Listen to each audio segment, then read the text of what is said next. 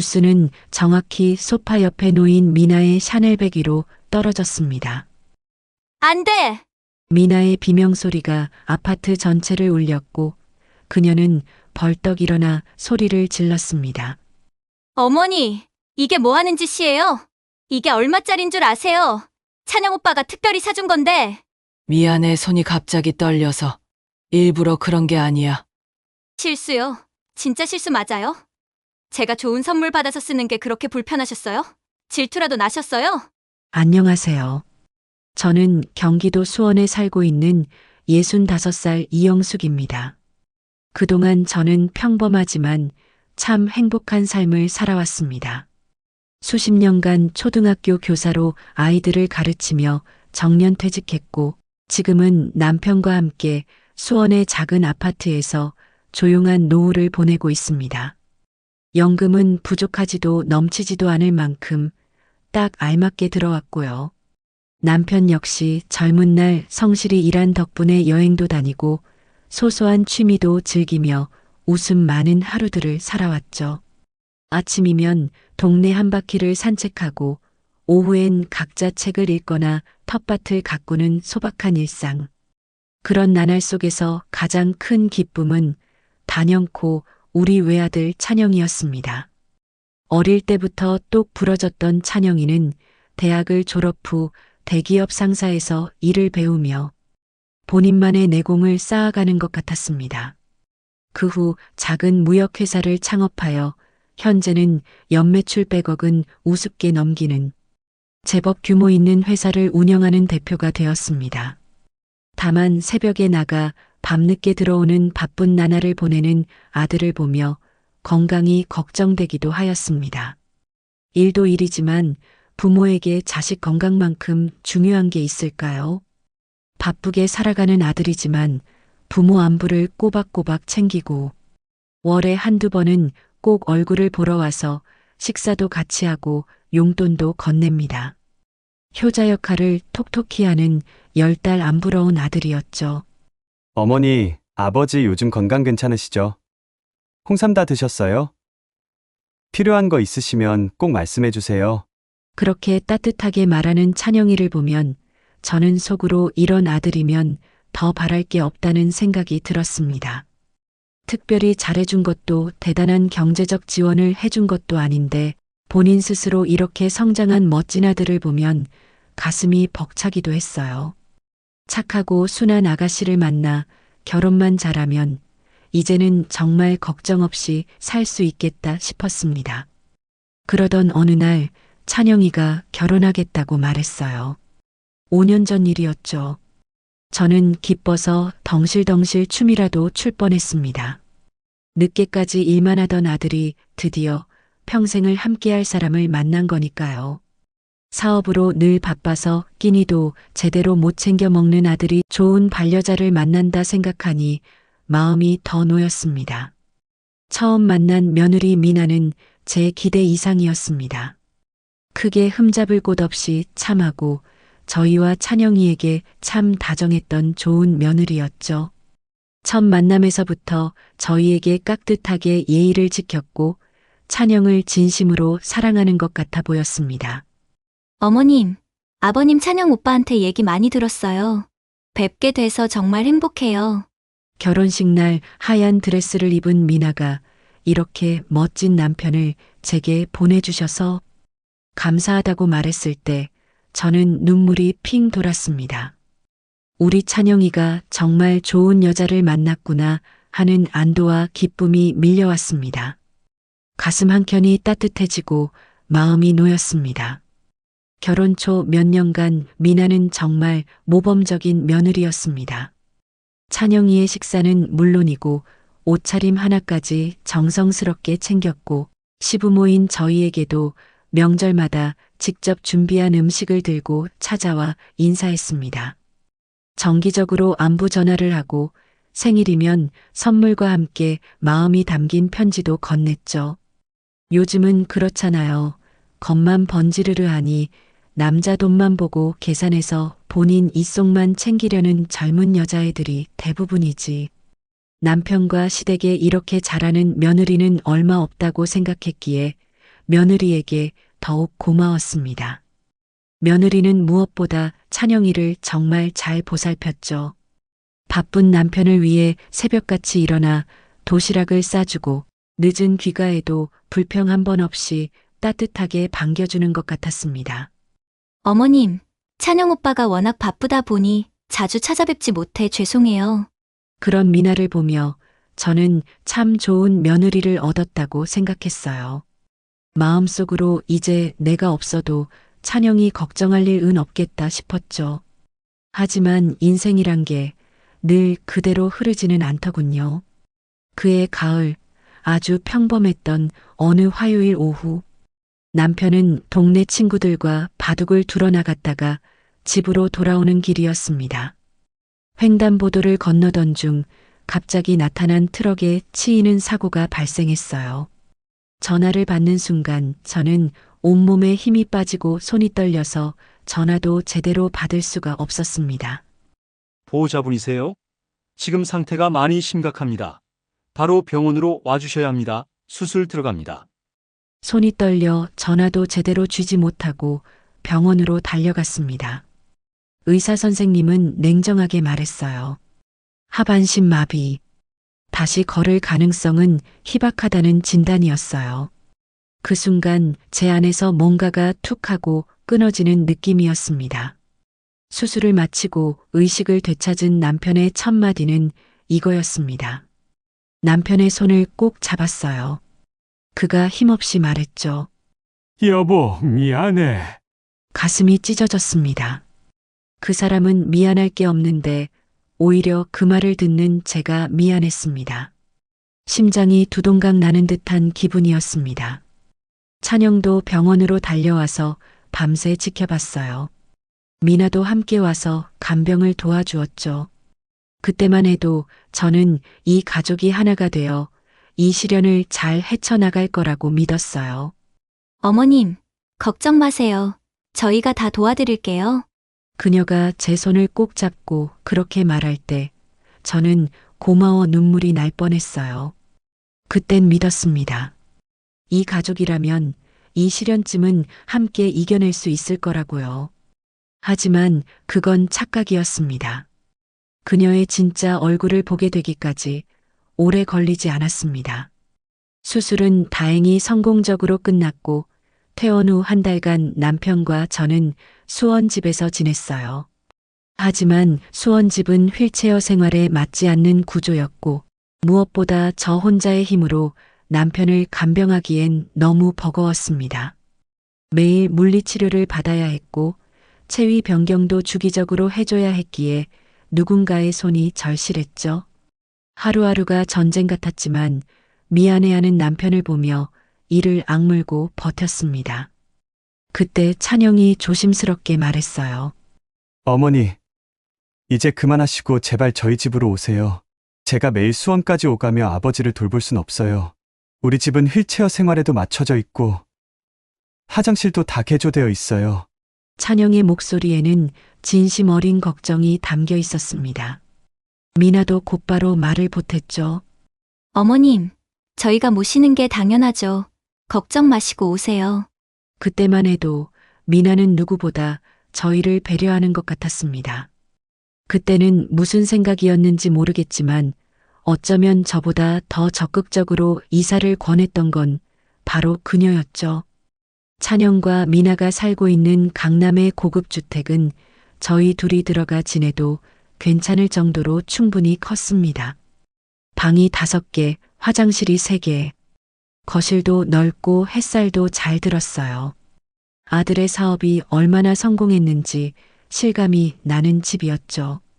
어머니, 아버지, 이 방을 쓰세요. 화장실 바로 옆이라 불편하지 않으실 거예요. 찬영이 직접 병원용 침대와 휠체어, 재활기구까지 준비해 놓은 방을 보여주었을 때 저는 말없이 눈시울이 붉어졌습니다. 아들 내외의 정성에 마음이 따뜻해졌죠. 이틀 뒤 찬영은 직접 간병인을 소개해 주었습니다. 50살의 박정순 씨, 베테랑 간병인이었고 첫인상부터 믿음직했어요. 안녕하세요, 박정순입니다. 앞으로 잘 부탁드려요. 정순 씨는 첫인상부터 따뜻했어요. 20년 넘게 간병일을 해온 베테랑이라는 게 느껴졌죠. 남편을 간병할 때도 간병 베테랑의 경력을 보여주듯 정말 부드럽고 전문적으로 케어해 주었기에 아들 집으로 이사 온 후 저와 남편의 삶의 질은 굉장히 올라가게 되었습니다. 아버님, 저랑 함께 열심히 해보셔요. 조금만 더 힘내시면 분명 좋은 결과가 있을 거예요. 그녀는 남편을 다룰 때 한결같이 부드럽고도 능숙했고 섬세한 손길과 따뜻한 격려가 담긴 말 한마디가 큰 위로가 됐습니다. 정순 씨는 단순한 간병인을 넘어 우리 가족의 일원이자 정서적 버팀목이 되어 주었습니다. 남편의 상태를 세심하게 관찰하며 의사에게 보고할 사항들을 꼼꼼히 기록했고 저에게도 간병하는 방법을 자세히 알려주었습니다. 어머님, 이렇게 마사지 해주시면 혈액순환에 좋아요. 2시간마다 체위도 꼭 바꿔주세요. 욕창 생기기 전에 막는 게 가장 중요하거든요. 그녀 덕분에 저희의 삶의 질은 확연히 달라졌고 저는 조금씩 안정을 되찾았습니다. 처음 한 달은 정말 평화로웠습니다. 정순 씨는 아침 8시부터 저녁 8시까지 성실하게 남편을 돌봤고 미나도 바쁜 와중에 종종 안부를 묻고 챙겨줬죠. 어머님, 오늘 아버님 상태는 어떠셨어요? 식사는 아주머니께서 잘 챙겨주셨죠? 응. 정순 씨가 잘 돌봐주셔서 괜찮았어. 그런데 어느 날부터였을까요? 미나의 태도가 미묘하게 달라지기 시작했습니다. 찬영이 성공가도를 달릴수록 그녀의 눈빛엔 점점 더 탐욕이 서려갔습니다. 아들이 큰 계약을 따내고 매출이 급성장하자 미나의 모습도 조금씩 달라지기 시작했습니다. 명품 옷과 가방이 하나둘 늘어났고 모임도 잦아졌어요. 그리고 어느 순간부터 정순 씨를 향한 말투가 점점 날카로워졌습니다. 순간 가슴이 서늘해졌습니다. 저녁 무렵 정순 씨가 퇴근한 후 미나가 찬영에게 말하는 걸 들었습니다. 여보, 간병인 비용이 한 달에 300만 원이나 나가요. 좀 부담스럽지 않아요? 미나의 목소리에는 날카로운 기운이 감돌았습니다. 그래도 어쩔 수 없잖아. 아버지 상태가 저러신데 난 아깝다는 생각은 안 들어. 그건 그런데 정순 씨가 다른 간병인들에 비해서 좀 비싼 것 같아서요. 미나의 목소리가 점점 날카로워졌습니다.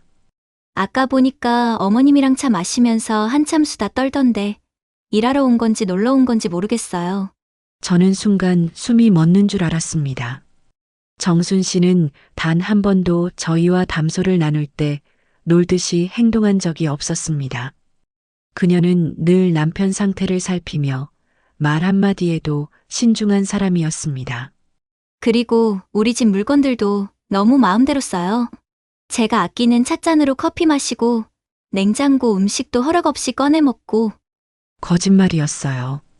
정순 씨는 물건 하나를 사용하더라도 제게 늘 조심스럽게 묻고 사용했고 한 번도 함부로 물건에 손댄 적이 없었습니다. 그 순간 저는 막아야겠다는 생각이 들었습니다. 그날 밤 저는 남편에게 조용히 말했습니다. 여보, 미나가 우리한테 무슨 불만이 있는 걸까? 불안해. 남편은 힘겹게 제 손을 잡았어요. 조금만 참자. 몇십 년 따로 살던 사람인데 시간이 좀 필요할 거야. 하지만 상황은 점점 더 나빠져만 갔습니다. 며칠 후 미나는 더 노골적으로 정순 씨를 겨냥했습니다. 며칠 후에는 더 구체적인 트집을 잡기 시작했습니다. 여보, 정순 씨가 우리 집을 너무 편하게 생각하는 것 같아요. 어느 날 저녁 미나가 찬영에게 말했습니다. 어제 제가 일찍 들어왔는데 거실에서 TV 보면서 과자 먹고 있더라고요. 그것도 제가 사둔 수입 과자였어요. 미나의 목소리가 차갑게 가라앉았습니다. 사실 그 과자는 정순 씨가 본인 돈으로 사온 것이었어요. 남편이 먹을 수 있는 저당 과자를 일부러 사비로 사온 거였어요. 하지만 미나는 정순 씨를 쫓아내기 위해 계속 트집을 잡는 것 같았습니다. 그리고 간병인과 어머님 아버님이 너무 친밀하게 지내는 것도 문제라고 생각해요. 경계선이 없어져 어느 순간 너무 어머님, 아버님을 편하게만 대하는 것 같아요. 그리고 결국 저는 참지 못하고 거실로 나갔습니다. 미나야, 그 과자. 정순 씨가 아버지를 위해 일부러 사온 거야. 내가 오해한 것 같아. 순간 미나의 표정이 굳어졌지만 곧 태연하게 대답했습니다. 아, 그랬군요. 몰랐어요. 하지만 끝내 사과는 없었습니다. 그날 밤 저는 처음으로 확신했습니다. 지금까지 내가 믿어왔던 며느리 미나는 더 이상 예전의 그 아이가 아니라는 걸. 지금 와서 생각해보면 미나는 어느 순간부터 저와 남편 그리고 정순 씨 사이가 너무 가까워지는 걸 질투했던 것 같습니다. 자신이 이 집의 주인공이고 아들에게 사랑받아야 할 사람인데 감사의 말이 온통 간병인에게만 향하는 모습을 보며 미나가 위기감을 느꼈던 게 아닐까 싶어요. 하지만 그때의 저는 그런 감정을 애써 외면했습니다. 지금껏 미나가 우리 가족에게 잘해온 일들이 떠올라 제가 괜한 의심을 하고 있는 건 아닐까 스스로를 다독였어요. 내가 너무 단편적인 면만 보고 있는 건 아닐까 그렇게 넘기려 했습니다. 하지만 얼마 지나지 않아 미나의 본 모습을 알게 되는 결정적인 사건이 터졌습니다. 평소와 크게 다를 것 없는 평범한 토요일 오후어요. 찬영은 골프 약속으로 오전에 외출한 상태였고 미나는 부엌에서 커피와 디저트를 준비하고 있었습니다. 거실 식탁 위에는 새로 산 샤넬백이 놓여 있었죠. 어머님, 찬영 오빠가 이번에 결혼기념일이라고 사준 가방이에요. 오빠는 정말 세심한 것 같아요. 검은색 퀼팅 가방이었는데 보기에도 고급스러워 보였습니다. 예쁘네. 찬영이가 참 미나를 많이 생각하네. 네, 전 정말 오빠 같은 사람 다시는 못 만날 것 같아요.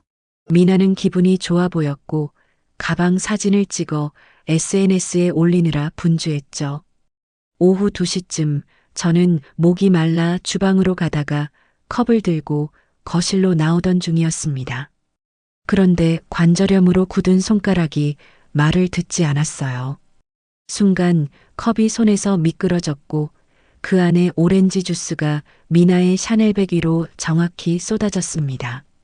주스는 정확히 소파 옆에 놓인 미나의 샤넬백 위로 떨어졌습니다. 안 돼!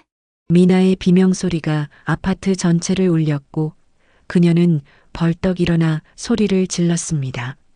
어머니, 이게 뭐 하는 짓이에요? 그녀의 얼굴은 순식간에 뒤틀렸습니다. 순한 며느리의 얼굴은 온데간데 없고 악에 바친 낯선 표정이 제 앞에 서 있었습니다. 이게 얼마짜린 줄 아세요? 찬영 오빠가 특별히 사준 건데. 미나의 목소리가 날카롭게 거실을 찢었습니다. 그런 목소리, 태도는 미나 결혼한 이후 처음이라 저는 너무 놀라서 말도 잘 나오지 않았습니다. 미안해. 손이 갑자기 떨려서 일부러 그런 게 아니야. 저는 떨리는 목소리로 사과했지만 미나는 이미 이성을 잃은 상태였습니다. 실수요. 진짜 실수 맞아요? 제가 좋은 선물 받아서 쓰는 게 그렇게 불편하셨어요? 질투라도 나셨어요? 그녀는 제게 다가오더니 거칠게 제 어깨를 밀쳤습니다. 이 늙은이가 남의 집에 얹혀 살면 눈치라도 보고 있어야 되는 거 아니야? 제가 비틀거리자 미나는 더 크게 고함쳤습니다. 맨날 이 집에서 찬영 오빠 돈만 축 내고 이 비싼 가방에 음료수나 쏟아붓고 여기가 당신네들 요양원인 줄 알아요? 그 순간 모든 소리가 멎는 것 같았습니다. 말문이 막힌다는 게 어떤 건지 그날 처음 알았습니다.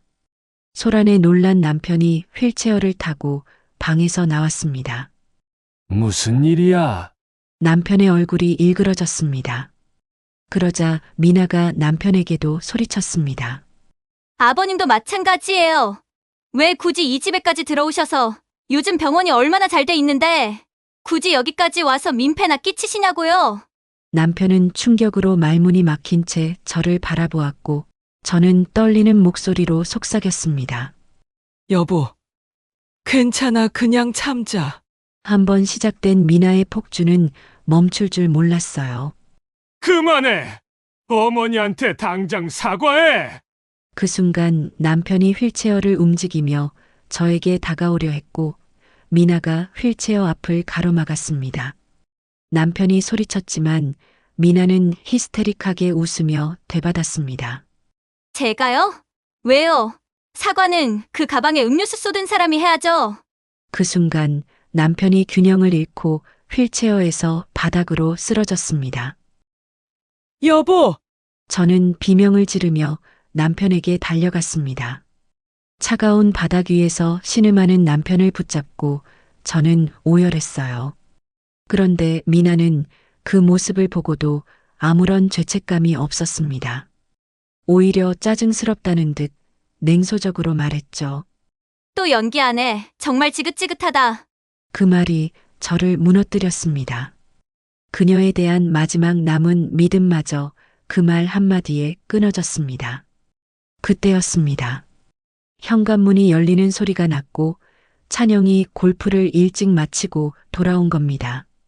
이게 무슨 일이야? 거실의 아수라장을 본 찬영의 얼굴이 하얗게 질렸습니다.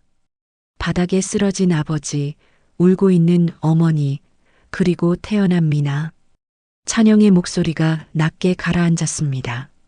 미나는 태연하게 얼굴을 바꾸고 연기하듯 말을 이었습니다. 여보, 어머님이 음료수를 쏟으시면서 아버님 휠체어까지 휘청하신 거야. 나도 너무 놀라서 오빠한테 전화하려고 했는데 마침 딱 왔네. 어머님, 아버님, 괜찮으세요? 정말 놀라셨겠어요. 찬영은 아무것도 모른 채 우리를 걱정했죠. 저는 아무 말도 할 수 없었습니다. 아니 말할 수 있었지만 과연 찬영이가 믿어줄까 그게 가장 두려웠습니다. 그날 저는 알았습니다.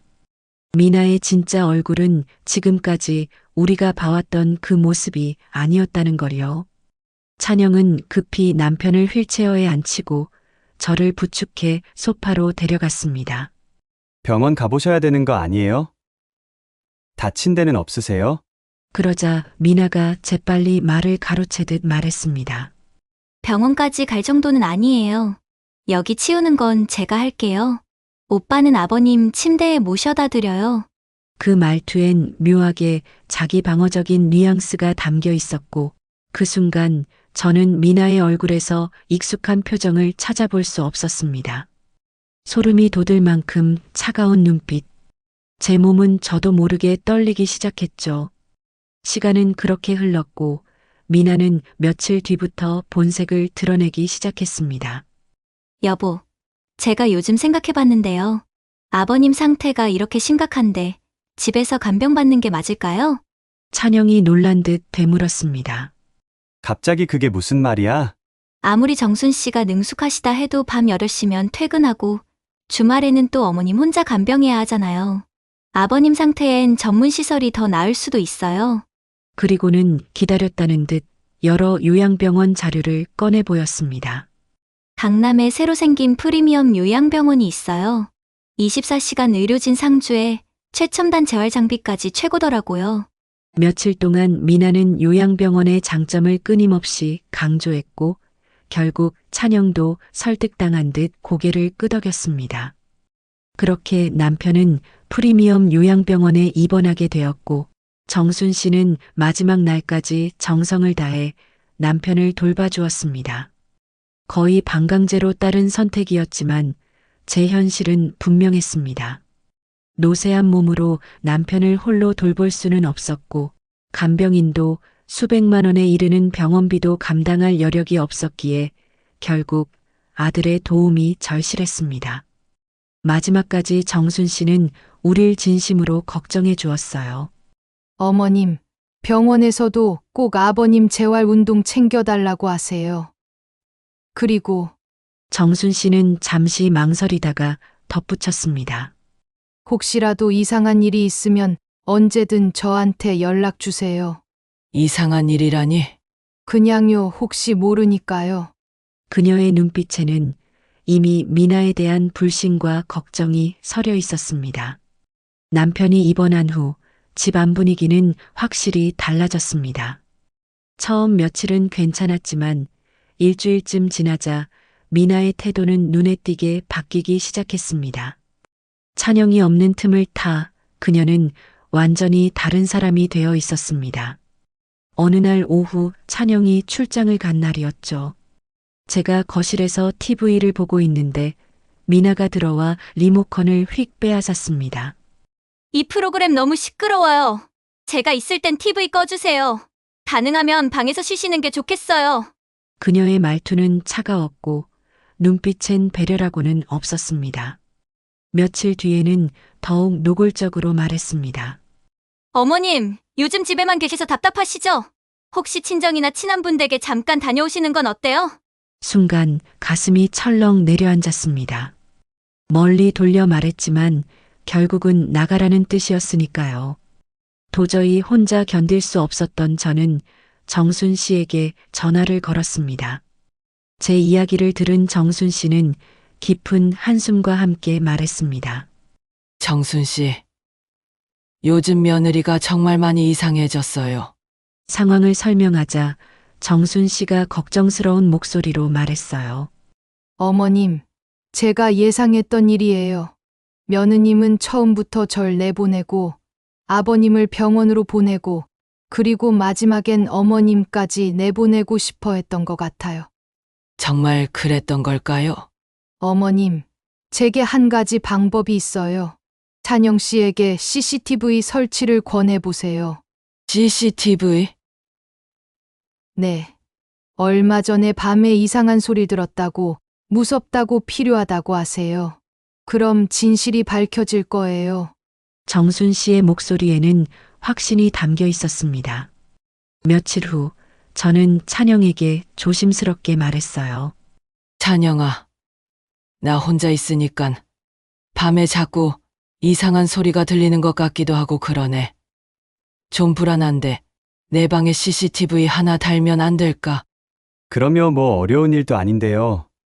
어머니 불안하시면 당연히 해야죠.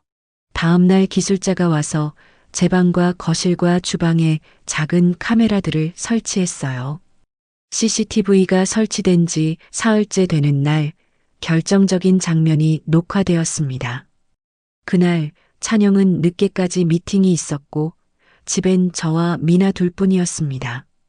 오후 3시쯤 미나가 갑자기 들어와서 소리를 지르기 시작했습니다. 어머니, 또 거실을 어지르셨네요? 아버님도 없는데 도대체 왜 아직도 이 집에 계시는 거예요? 저는 깜짝 놀라며 말했습니다. 미안해. 내가 곧 정리할게. 정리는 됐고요. 그냥 나가주세요. 이제 우리 둘만의 삶 좀 살게요. 미나의 목소리가 점점 날카로워져요. 정리 같은 거 안 해주셔도 되니깐 그냥 집에서 나가주시면 제일 편할 것 같네요. 이제 아버님도 없으신데 굳이 이 집에 남아 계시는 이유가 있으세요? 그리고 충격적인 말이 나왔습니다. 솔직히 말해서 그동안 제가 참아드리고 온 세월도 꽤 되잖아요. 그러면 이제 찬영 오빠랑 제가 행복하게 살게끔 눈치껏 빠져주셔야 하는 거 아닌가요? 그 순간 저는 온몸이 얼어붙었어요. 아들 부부와 평화롭게 지낼 수 있을 거라 믿었던 제 환상이 산산이 부서졌습니다. 지금까지도 충격적이었지만 미나가 이렇게 노골적으로 제가 나가주길 바라는 말을 한 적은 처음이었으니깐요. 저는 이 사실을 아들에게 알려야 하나 그냥 제가 눈 감고 가야 하나 고민이 많았습니다. 온종일 마음이 흔들렸습니다. 평생을 효자로 살아온 아들이 이 사실을 알게 되었을 때 받게 되는 정신적 충격을 생각하면 선뜻 입이 떨어지지 않았습니다. 결국 저는 아무 말도 하지 못한 채 남편 병원 근처에 원룸을 얻어 조용히 나갈 결심을 했습니다. 하지만 며칠 후 뜻밖에도 찬영이 먼저 저를 조용히 불렀습니다.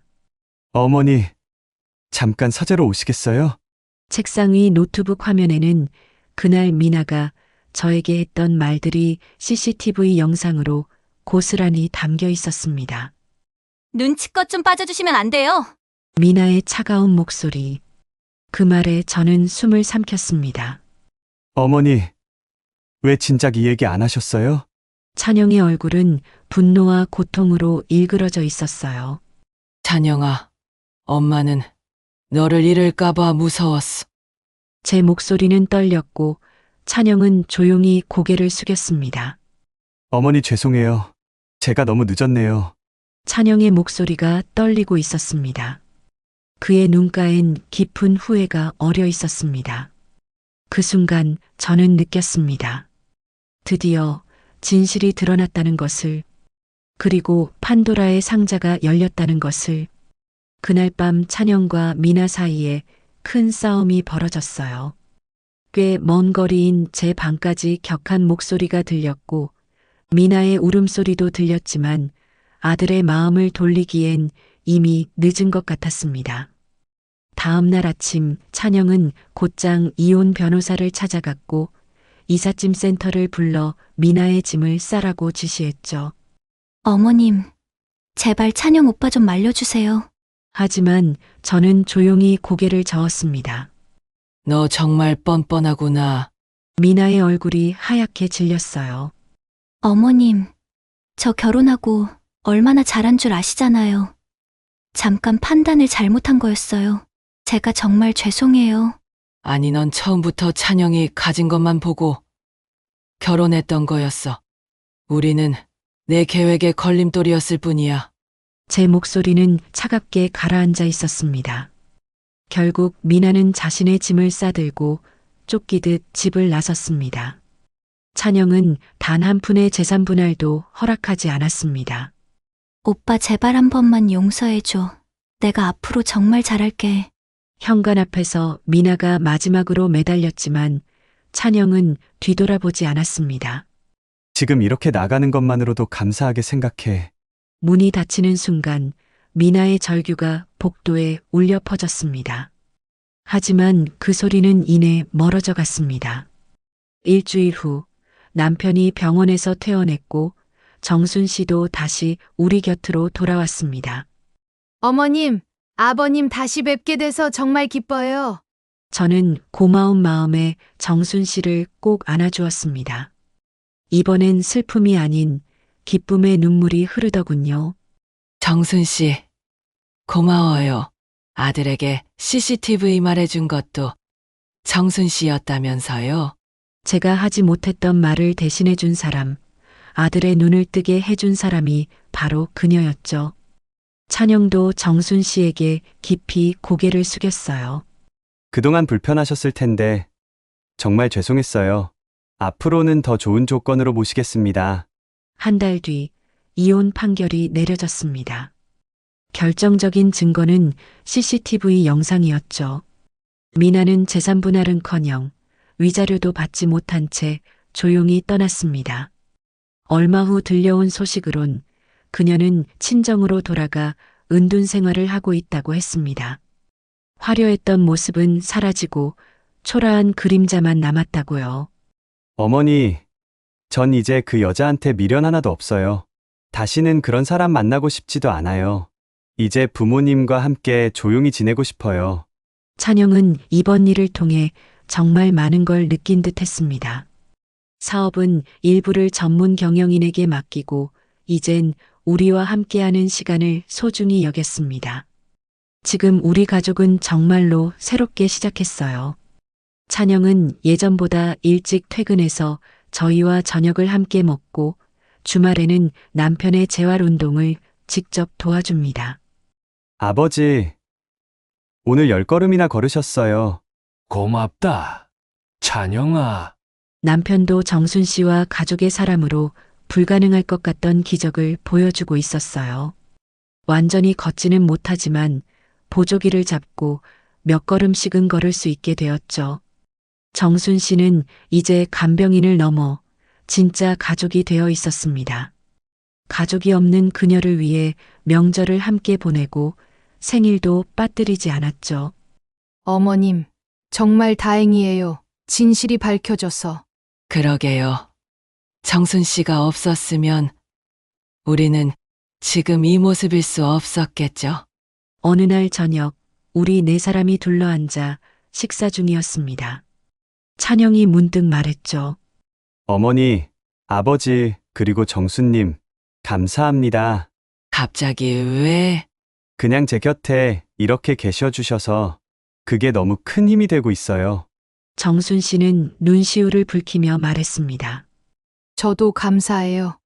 가족 하나 없던 제게 진짜 가족이 되어 주셔서요. 남편은 떨리는 손으로 잔을 들며 힘겹게 말했어요. 우리 모두 건강하자. 그 말들을 듣는 순간 저는 진심으로 깨달았습니다. 가족이란 피로 맺어진 인연만이 아니란 걸. 어려울 때 서로를 지키고 아끼고 존중해주는 사람들이 진짜 가족이라는 걸요. 가끔은 미나 생각이 나기도 합니다. 한때는 저희를 진심으로 잘 대해줬던 며느리였는데 어떻게 그렇게 변할 수 있었을까 하는 안타까움이 들죠.